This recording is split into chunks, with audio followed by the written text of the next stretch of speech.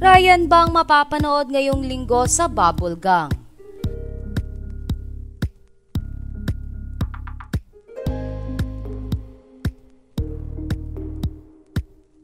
Ibinahagi ng It's Showtime host na si Ryan Bang sa kanyang Instagram account ang kanyang guesting sa kapuso comedy show na Bubble Gang.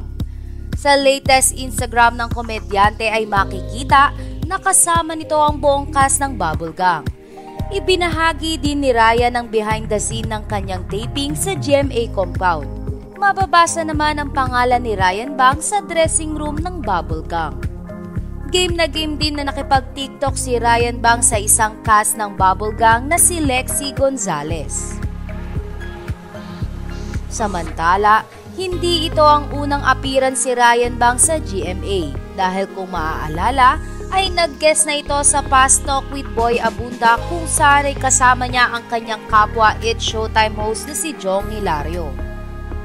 Sa kabilang banda ay masaya ang madlang kapuso sa muling pag-crossover ng kapamilya artist sa isang kapuso shows.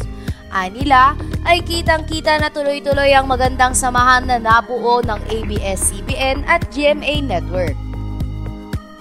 Gayunpaman, dahil sa pagbisita ni Ryan Bang sa Bubble Gang ay maraming madlang people ang naniniwala na malapit na matuloy ang guesting ng nanay-nanaya ni Ryan Bang na si Vice Ganda.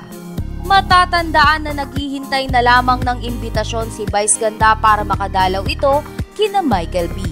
At dahil naumpisahan na kay Ryan ay hindi malabo na sumunod na si Vice Ganda.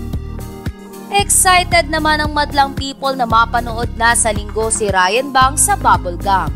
Lalo na at kilala si Ryan na sanay na sa comedy show na merong live audience.